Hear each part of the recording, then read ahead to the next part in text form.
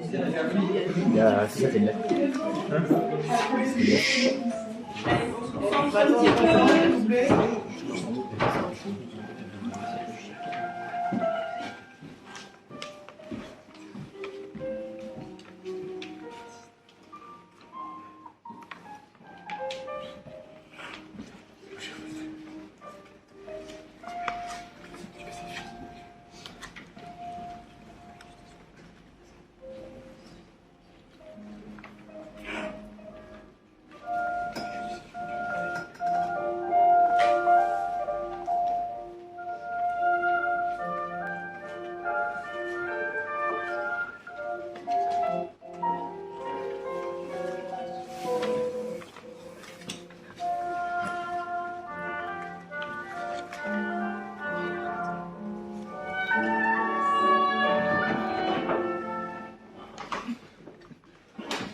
Je ne sais pas quand je me guérirai de mon adresse, mais je suis d'une cruelle étourderie.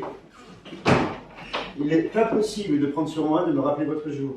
Et toutes les fois que j'ai envie de vous voir, cela ne manque jamais d'être un mardi. Est-ce que vous avez quelque chose à me dire?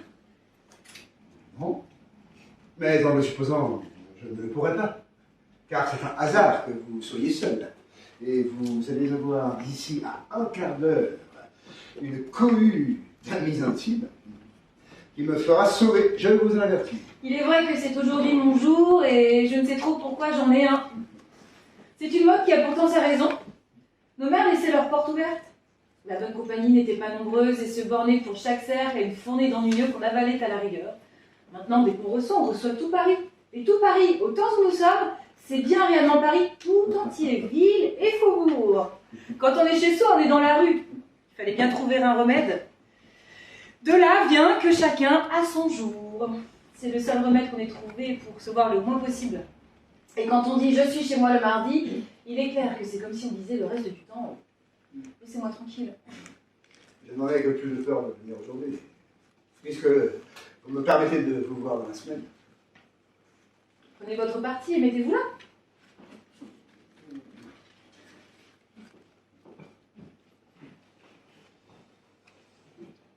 Si vous êtes de bonne humeur, vous parlerez. Sinon, chauffez-vous. Je ne compte pas sur grand monde aujourd'hui. Vous regarderez défiler ma petite lanterne magique.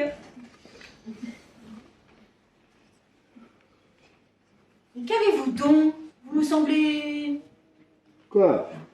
Ah, pour ma gloire, je ne veux pas le dire. Ma foi, je vous l'avouerai.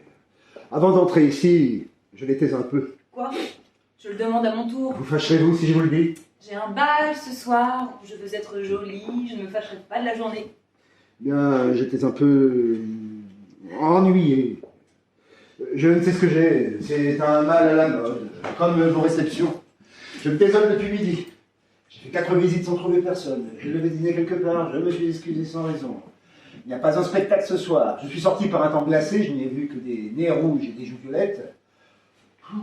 Je ne sais que faire. Je suis bête, comme un feuilleton. Je vous en offre autant, je m'ennuie à crier.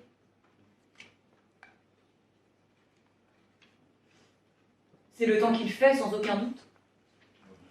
Le fait est que le froid est terrible. L'hiver est une maladie. Les badauds voient le ciel propre, le ciel clair. Et quand un vent bien sec leur coupe les oreilles, ils appellent cela une belle gelée. Comme qui dirait une belle fluxion de poterie, oui. Bien obligé de ces beautés. Je suis plus que de votre avis. Il me semble que mon ennui me vient moins de l'air du dehors tout froid qu'il est que de celui que les autres respirent. C'est peut-être que nous vieillissons. Je commence à avoir 30 ans et je perds le talent de vivre. Je n'ai jamais eu ce talent-là. Et ce qui m'épouvante, c'est que je le gagne. En prenant des années, on devient plat, fou. Et j'ai une peur atroce de mourir comme un sage. Sonnez pour qu'on mette une bûche au feu, votre idée me gêne. Ah, ce n'est pas la peine. On sonne à la porte. Et votre procession arrive. Ah, voyons quelle sera la bannière. Et surtout, tâchez de rester. Ah non, décidément, je m'en vais. Où allez-vous? Je m'en sais. Adieu, madame. À jeudi soir. Pourquoi jeudi? N'est-ce pas votre jour aux Italiens? J'irai vous faire une petite visite. Je ne veux pas de vous, vous êtes trop maussade. D'ailleurs, j'y mène Monsieur Camus. Monsieur Camus? Votre voisin de campagne? Oui. Il m'a vendu des pommes et du foin avec beaucoup de galanterie. Je veux lui rendre sa politesse. C'est bien vous, par exemple, l'être le plus ennuyeux. On devrait le nourrir de sa marchandise. Et à propos, savez-vous ce qu'on dit? Non. Les ondes ne vient pas. Qui avait donc sonné? Personne. Ah, une petite fille, je crois. Avec un carton, je ne sais quoi. Une blanchisseuse. Elle est là, dans la cour, qui parle à Beaugemont. Vous appelez ça je ne sais quoi, vous êtes poli, c'est mon bonnet. Eh bien, qu'est-ce qu'on dit de moi et de Monsieur Camus? Fermez donc cette porte, il vient un vent horrible. On dit que vous pensez avoir marié, que M. Camus est millionnaire et qu'il vient chez vous bien souvent. En vérité, pas plus que cela. Et vous me dites cela, au nez, tout bonnement? Je vous le dis parce qu'on parle. Oh, c'est une belle raison. Parce que je vous répète tout ce qu'on dit de vous aussi par le monde. De moi, madame? Et que peut-on dire, s'il vous plaît, qu'il ne se puisse pas répéter? Et vous voyez bien que tout peut se répéter, puisque vous m'apprenez que je suis à la veille d'être annoncée Madame Camus. Ce qu'on dit de vous est au moins aussi grave, car il paraît malheureusement que c'est vrai. Quoi donc? Vous me feriez peur. Ah, preuve de plus qu'on ne se trompe pas. Expliquez-vous, je vous prie. Ah non, ce sont vos affaires. Je vous en supplie, marquise. Je vous le demande en grâce. Vous êtes la personne du monde dont l'opinion a le plus de prix pour moi. L'une des personnes, vous voulez dire? Non, madame. Je dis la personne. Celle dont l'esprit, le sentiment... Ah, ciel! Vous allez faire une phrase. Pas du tout. Si vous ne voyez rien, c'est qu'apparemment vous ne voulez rien voir. Voir quoi? De la sentence du reste. Je n'entends que ce qu'on me dit. Et encore, pas des deux oreilles. Vous rayez de tout. Mais sincèrement, serait-il possible que depuis un an, nous voyons presque tous les jours, faites comme vous êtes, avec votre esprit, votre grâce et votre Mais beauté. mon Dieu, c'est bien pire qu'une phrase. C'est une déclaration que vous me faites là. Avertissez-le moi. Est-ce une déclaration ou un compliment de bonne année? Et si c'était une déclaration? Oh, c'est que je n'en veux pas ce matin. Je vous ai dit que j'allais au bal. Je suis exposée à en entendre ce soir. Ma santé ne me permet pas ces choses-là 2 fois par jour. Vous êtes décourageant. Et je me réjouirai de bon cœur quand vous y serez prise à votre tour. Moi aussi, je m'en réjouirai. Je vous jure qu'il y a des instants où je donnerai de grosses sommes pour avoir seulement un petit chagrin. Tenez, j'étais comme cela pendant qu'on me coiffait, pas plus tard que tout à l'heure. Je poussais des soupirs à me fendre l'âme de désespoir de penser à rien. Raillez, raillez, vous y viendrez. C'est bien possible. Nous sommes tous mortels.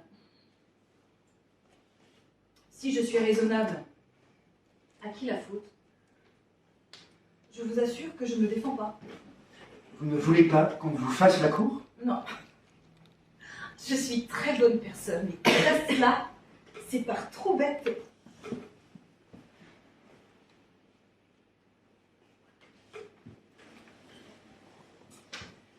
Dites-moi un peu, vous qui avez le sens commun, qu'est-ce que signifie cette chose-là, faire la cour à une femme? Cela signifie que cette femme vous plaît et qu'on est bien à l'aise de le lui dire. À la bonne heure. Mais cette femme, cela lui plaît-il à elle de vous plaire? Vous me je suppose. Cela vous amuse de m'en faire part. Eh bien, après, qu'est-ce que cela prouve? Est-ce une raison pour que je vous aime? J'imagine que si quelqu'un me plaît, ce n'est pas parce que je suis jolie. Qu'y gagne-t-il à ces compliments? La belle manière de se faire aimer que de venir se planter devant une femme avec un lorgnon, de la regarder des pieds à la tête comme une poupée dans un étalage et de lui dire bien agréablement « Madame, je vous trouve charmante ». Joignez à cela quelques phrases bien fades, un tour de valse et un bouquet. Voilà pourtant ce que l'on appelle faire sa coupe. Fis donc. Ah, comment un homme d'esprit peut-il prendre goût à ces niaiseries-là? Ah, cela me met en colère quand j'y pense. Et pourtant, pas de quoi se fâcher.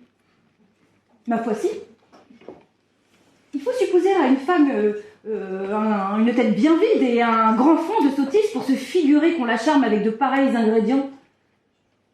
Croyez-vous que ce soit bien divertissant de passer sa vie au milieu d'un déluge de fadaises et d'avoir du matin au soir les oreilles pleines de balivernes? Il me semble en vérité que si j'étais homme et si je voyais une jolie femme, je me dirais, voilà une pauvre créature qui doit être bien assommée de compliments. Je l'épargnerais, j'aurais pitié d'elle. Et si je voulais essayer de lui plaire, je lui ferai l'honneur de lui parler d'autre chose que de son malheureux visage. Mais non, toujours, vous êtes jolie, et puis vous êtes jolie, et encore jolie. Eh, mon Dieu, on le sait bien. Oh. Voulez-vous que je vous dise? Vous autres hommes à la mode, vous n'êtes que des confiseurs déguisés. Eh bien, madame, vous êtes charmante. Prenez-le comme vous voudrez. On sonne de nouveau. Adieu. Je me sauve.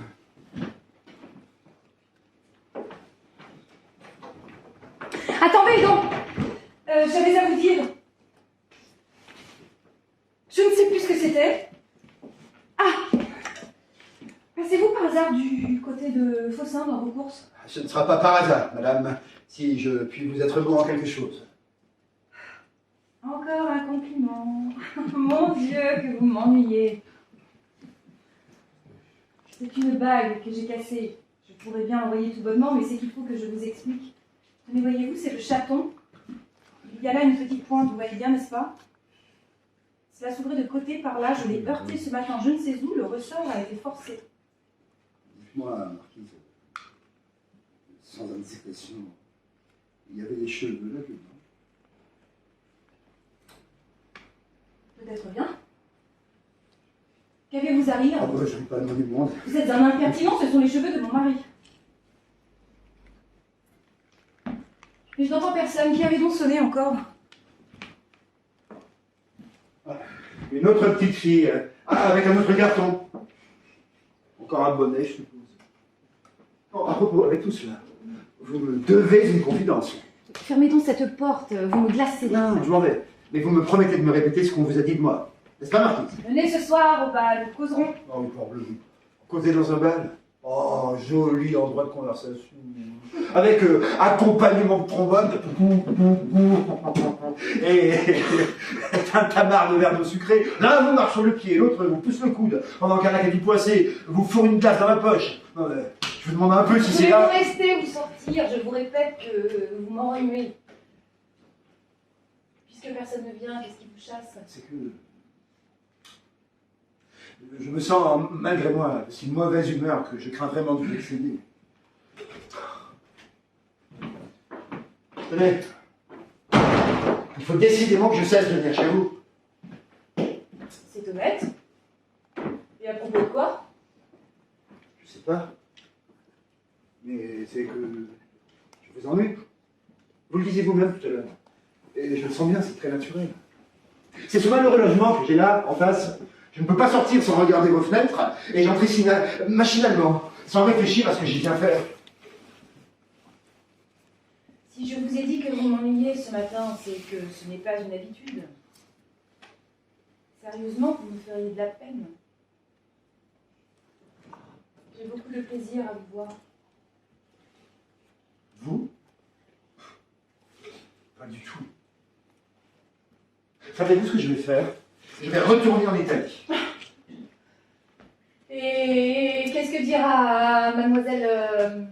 Quelle mademoiselle, s'il vous plaît? mademoiselle... je ne sais qui, mademoiselle votre protégée. Est-ce que je sais le nom de vos danseuses?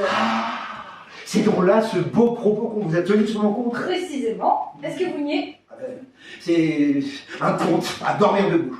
Il est fâcheux qu'on vous ait vu très distinctement au spectacle avec un certain chapeau rose à fleurs comme une enfleurie à l'opéra. Vous êtes dans les cœurs, mon voisin.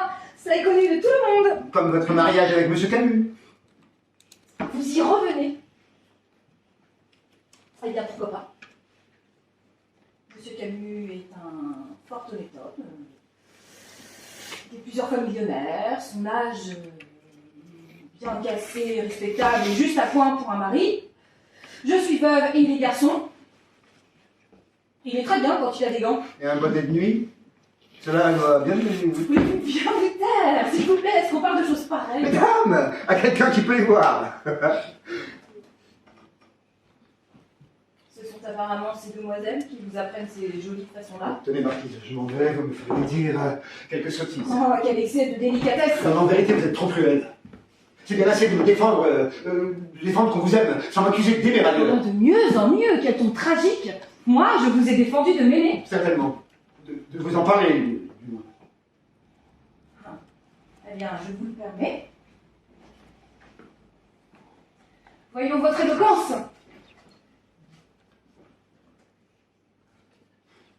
Si vous le disiez sérieusement, Oh, que vous importe, pourvu que je le dise. c'est que, tout en riant, il pourrait bien y avoir quelqu'un ici qui courut des risques. Oh, de grands périls, monsieur. Peut-être, madame. Mais par malheur, le danger ne serait que pour moi. Quand on a peur, on ne fait pas le brave. Eh bien, voyons.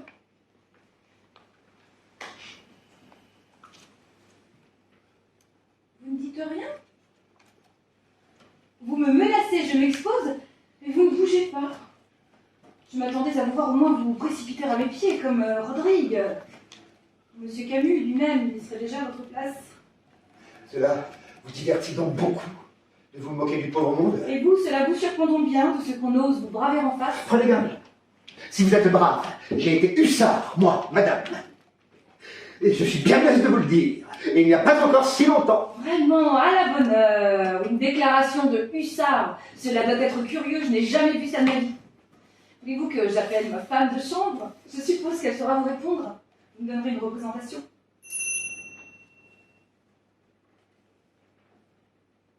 Encore cette sonnerie.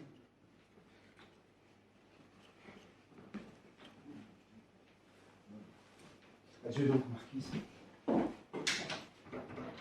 Je ne vous en tiens pas quitte, au moins. À ce soir, toujours, n'est-ce pas?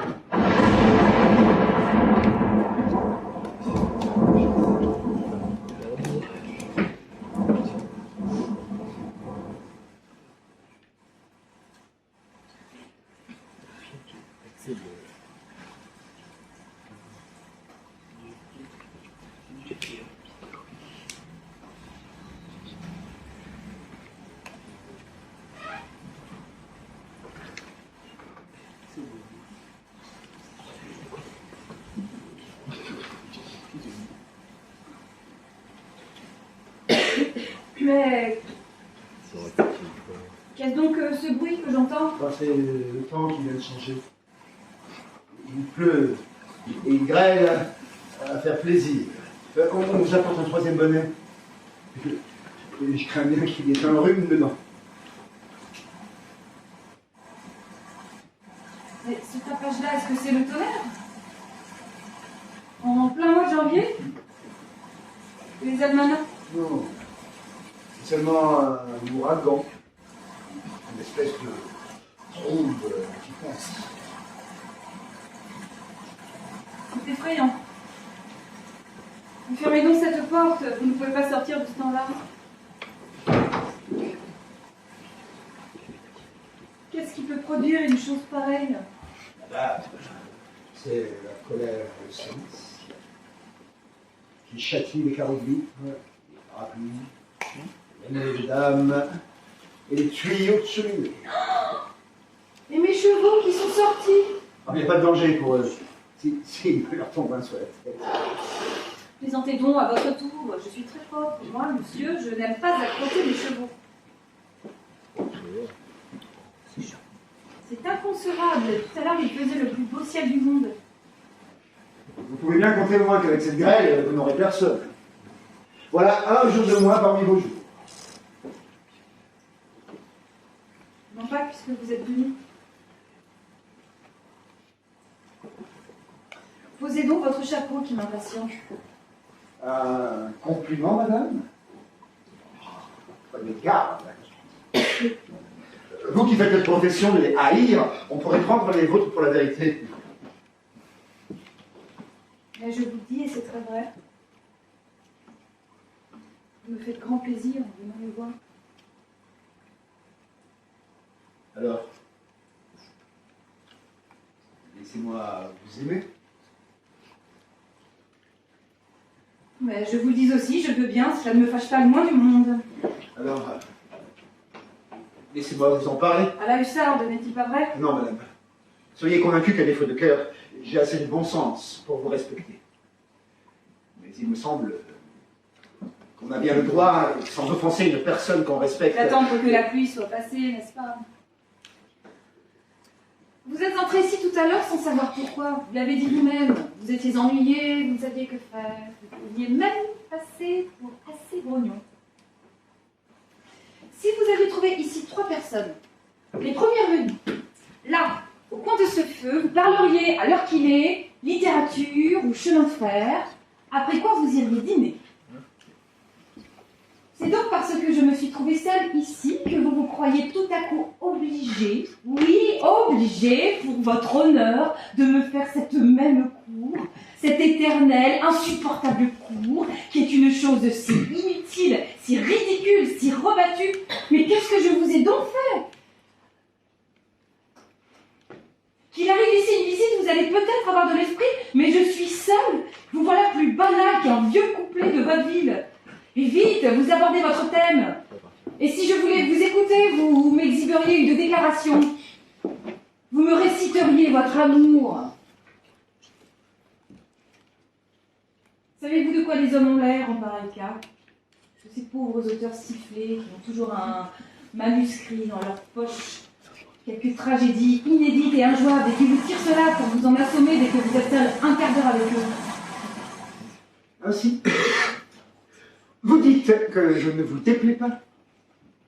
Je vous réponds que je vous aime et puis c'est tout. Vous ne m'aimez pas plus que le grand turc. Oh, par exemple, c'est trop fort. Écoutez-moi un seul instant. Et si vous ne me croyez pas sincère... Non, non et non. Mon Dieu, croyez-vous que je ne sache pas ce que vous pourriez me dire? J'ai très bonne opinion de vos études, mais parce que vous avez de l'éducation, pensez-vous que je n'ai rien lu? Tenez, je connaissais un homme d'esprit qui avait acheté je ne sais où une collection de 50 lettres, assez bien faites, très proprement écrites, des lettres d'amour, bien entendu. Ces 50 lettres étaient graduées de façon à former une sorte de petit roman où toutes les situations étaient prévues. Il y en avait pour les déclarations, pour les dépits, pour les espérances, pour les moments d'hypocrisie où l'on se rabat sur l'amitié, pour les dépits, pour les brouilles, pour les désespoirs, pour les instants de jalousie, pour la mauvaise humeur, même pour les jours de pluie, comme aujourd'hui. J'ai lu ces lettres. L'auteur prétendait, dans une sorte de préface, en avoir fait usage pour lui-même et n'avoir jamais trouvé une femme qui résista plus tard que le 33e numéro.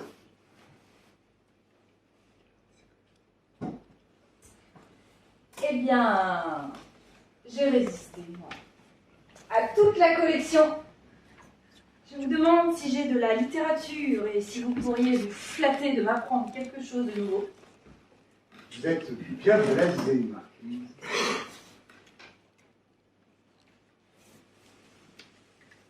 Les injures. J'aime mieux ça, c'est toujours moins fade que vos sucreries. Oui, en vérité, vous êtes bien blasée. Vous le croyez? Eh bien, pas du tout. Comme une vieille anglaise, mère de 14 enfants. Comme la pluie qui danse sur mon chapeau. Vous vous figurez que c'est une science bien profonde que de vous savoir tous par cœur? Mais il n'y a pas besoin d'étudier pour apprendre, il n'y a qu'à vous laisser faire. Réfléchissez, c'est un calcul bien simple. Les hommes assez braves pour respecter nos pauvres oreilles et ne pas tomber dans la sucrerie sont extrêmement rares. D'un autre côté, il n'est pas contestable que dans ces tristes instants où vous tâchez de mentir pour essayer de plaire, vous vous ressemblez tous comme des capucins de cartes. Heureusement pour nous, la justice du ciel n'a pas mis à votre disposition un vocabulaire très varié. Vous n'avez tous, comme on dit, qu'une chanson, en sorte que le seul fait d'entendre les mêmes phrases, la seule répétition des mêmes mots, des mêmes gestes affectés, des mêmes regards tendres, le spectacle seul de ces figures diverses qui peuvent être plus ou moins bien par elles-mêmes, mais qui prennent toutes, dans ces moments funestes, la même physionomie humblement conquérante, cela nous sauve par l'envie de rire. Ou du moins par le simple ennui.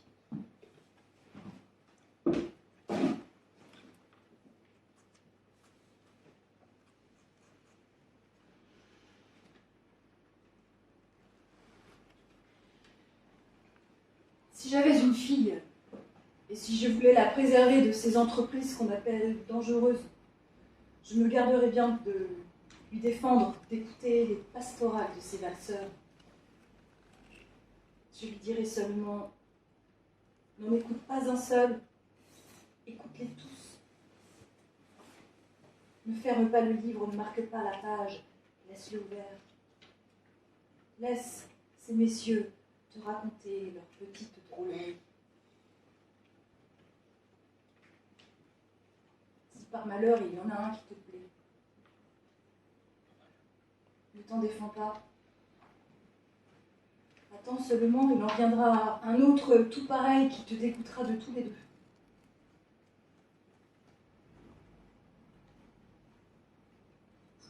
Tu as 15 ans, je suppose. Eh bien, mon enfant, cela ira ainsi jusqu'à 30. Et ce sera toujours la même chose. Voilà. Mon histoire et ma science. Appelez-vous cela être blasé. Horriblement. Si ce que vous dites est vrai. Et cela semble si peu naturel que le doute pourrait être permis. Qu'est-ce que cela me fait, que vous me croyez ou non? Encore mieux. Est-ce bien naturel? Quoi, à votre âge, vous méprisez l'amour? Les paroles d'un homme qui vous aime vous font l'effet d'un mauvais roman? Ses regards, ses gestes, ses sentiments vous semblent une comédie? Vous piquez de dire vrai et vous ne voyez que mensonge dans les autres? Et d'où revenez-vous donc, marquise? Qu'est-ce qui vous a donné ces maximes, là? Je reviens de loin, mon voisin. Ah oui, de nourrice. Les femmes s'imaginent qu'elles savent toutes choses au monde, elles ne savent rien du tout. Je vous demande à vous-même, quelle expérience pouvez-vous avoir? Celle de ce voyageur qui, à l'auberge, avait vu une femme rousse et qui écrivait dans son journal « Les femmes sont rousses dans ce Je vous pays ». avais prié de mettre une bûche au feu.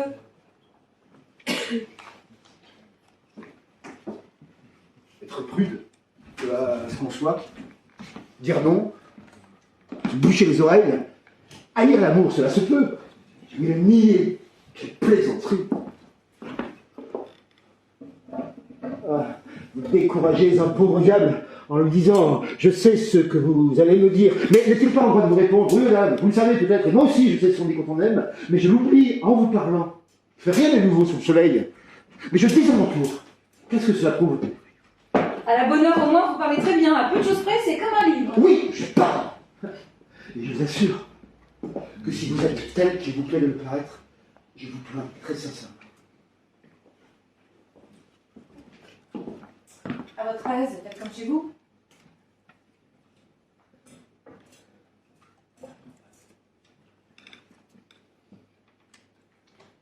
Il n'y a rien là qui puisse vous blesser.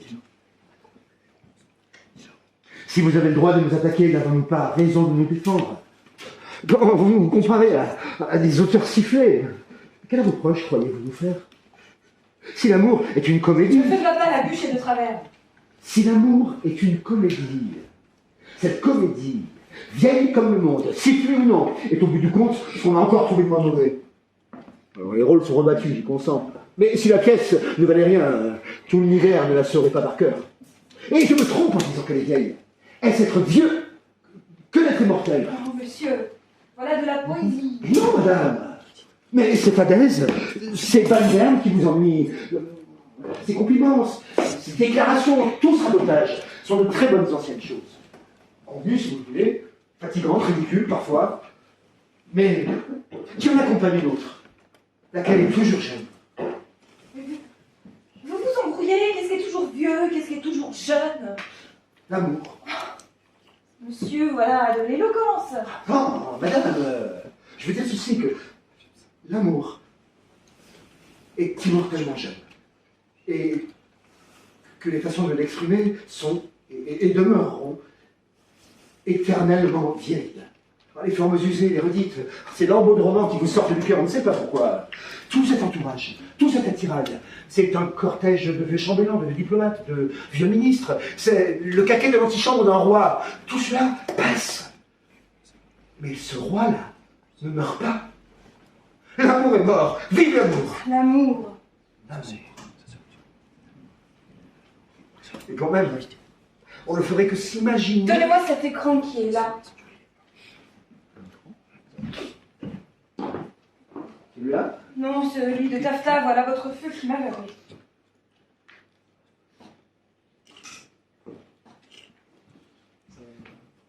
Quand même, on ne ferait que s'imaginer quand même. Parce que ce n'est pas une chose charmante. Je vous le dis, c'est toujours la même chose. Toujours nouveau, comme dit la chanson. Mais que voulez-vous donc qu'on invente? Il faudrait probablement qu'on vous amende des bourreux. Cette Vénus qui est là, sur votre pendule, c'est aussi toujours la même chose. En est-elle moins belle, s'il vous plaît? Si vous ressemblez à votre grand-mère, est-ce que vous en êtes moins jolie? Bon, voilà, le refrain, joli. Donnez-moi ce coussin qui est près de vous. Cette Vénus est faite pour être belle, pour être aimée et admirée. Alors ça, ne m'ennuie pas du tout. Si le beau corps trouvé à Nilo a jamais eu un modèle vivant, assurément cette grande gaillarde s'est laissée aimer comme une autre, comme sa cousine Astarté, comme Aspasie, Manon Lescaut. Oh, monsieur, voilà de la mythologie. Non, madame. Mais je veux dire ceci. Je ne puis vous dire combien cette indifférence admire. Cette froideur qui raille et dédaigne. Cette expérience qui réduit tout à rien me font peine à voir à une jeune femme. Vous n'êtes pas la première chez qui je la rencontre. C'est une maladie qui court les salons, on baille, on se détourne. Comme vous en ce moment. On dit qu'on ne veut pas entendre parler de nous. Alors pourquoi mettez-vous la dentelle? Qu'est-ce que ce ruban là fait dans vos cheveux? Et qu'est-ce que ce coussin fait dans votre main? Je vous l'avais demandé pour mettre sous mes pieds. Et là, moi aussi, et je vous ferai une déclaration. Bon gré, moi de gré. Gai comme les rues et bête comme une oie. Car je suis furieux contre vous.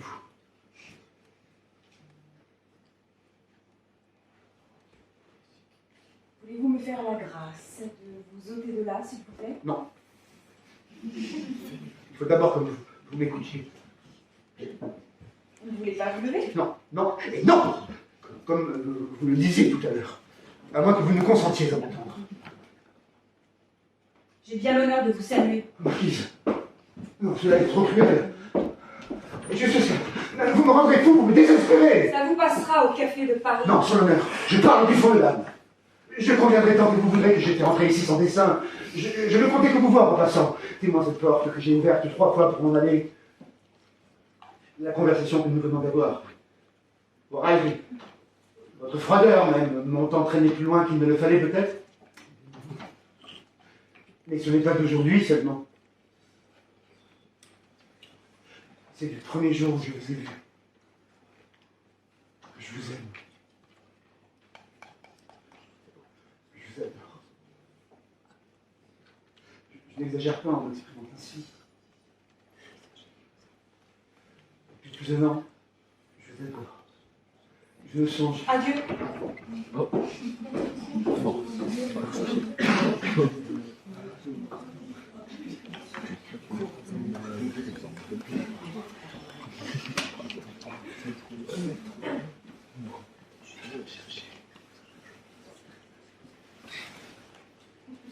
persuadé que cette porte est glaciale.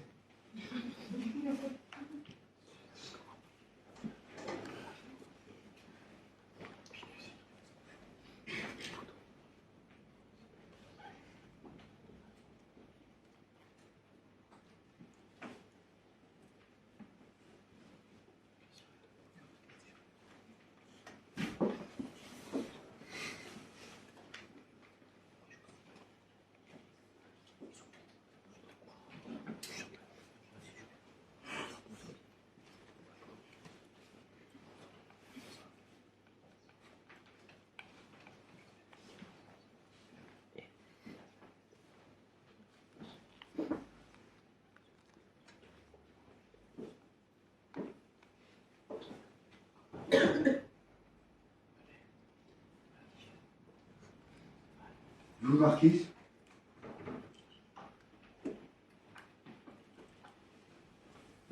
Est-ce que vous vous moquez de moi? Vous voilà debout? Oui. Je m'en vais. Pour ne plus jamais vous revoir. Venez ce soir au bal, je vous garde une valse. Jamais je ne vous reverrai. Je suis devenu espoir. Je suis perdu. Qu'avez-vous? Je suis perdu. Je vous aime comme un enfant. Je vous jure, sur ce qu'il y a de plus sacré au monde. Adieu. Non, c'est moi qui parle. Restez ici, Marquise, je vous en supplie. Je sens combien je vais souffrir. Mais enfin, monsieur, qu'est-ce que vous me voulez? Mais madame, je désirerais... Mais quoi? Car enfin, vous m'impatientez! Vous imaginez-vous que je vais être votre maîtresse et hériter de vos chapeaux roses? Je vous préviens qu'une pareille idée fait plus que me déplaire.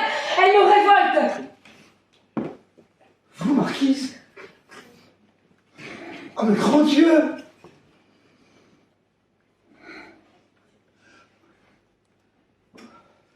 Je vous assure que s'il était possible, ce serait ma vie entière que je mettrais à vos pieds. Ce serait mon nom, mes biens, mon honneur même que je voudrais vous confier. Moi, vous confondre un seul instant. Je ne dis pas avec ces créatures dont vous ne parlez que pour me chagriner, mais avec aucune femme au monde. L'avez-vous bien pu supposer? Vous croyez-vous si dépourvu de sens? Mon étourderie ou ma déraison a-t-elle donc été si loin que de vous faire douter de mon respect? Vous, qui me disiez tantôt que vous aviez quelque plaisir à me voir, peut-être quelque amitié pour moi. N'est-il pas vrai, Marquise?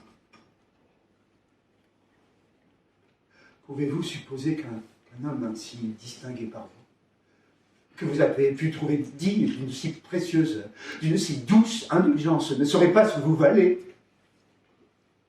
Suis-je donc aveugle ou insensé? Vous, ma maîtresse, non pas, mais ma femme.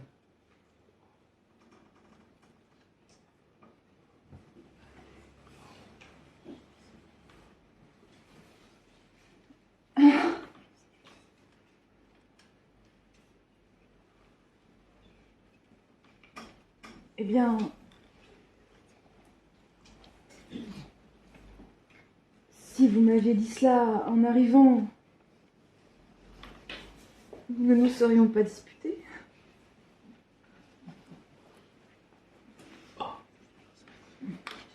Ainsi, vous voulez m'épouser? Mais certainement.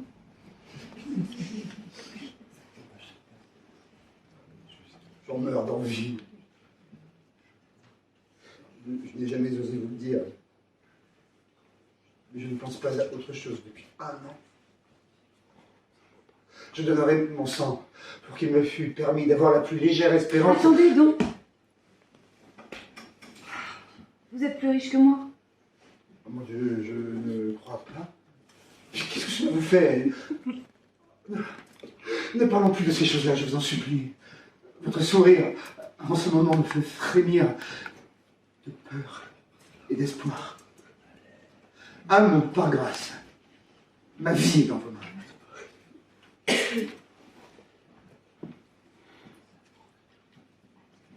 Je vais vous dire 2 proverbes. Le premier, c'est qu'il n'est rien de tel que de s'entendre. Par conséquent, nous causerons de ceci. Ce que j'ai osé vous dire ne vous déplaît donc pas? Mais non. Voici mon second proverbe. C'est qu'il faut qu'une porte soit ouverte ou fermée. Or, voilà 3/4 d'heure que celle-ci, grâce à vous, n'est ni l'un ni l'autre, et cette chambre est parfaitement gelée.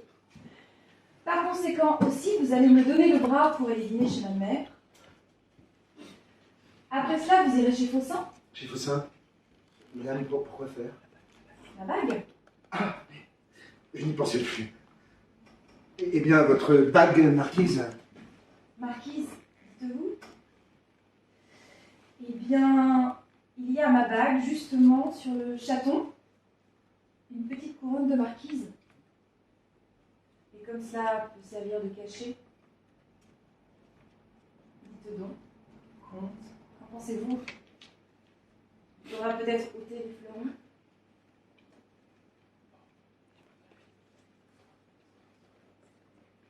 Alors, je peux mettre un chapeau.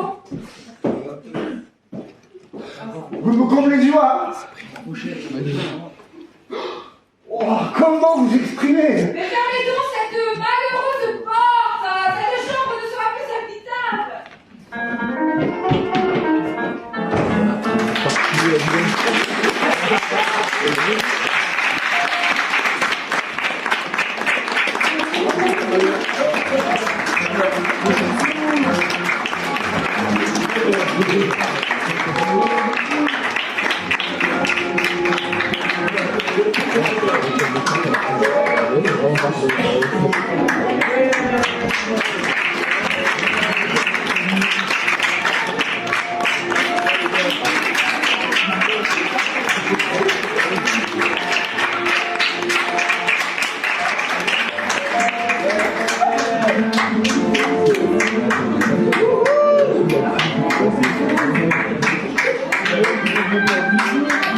Ok.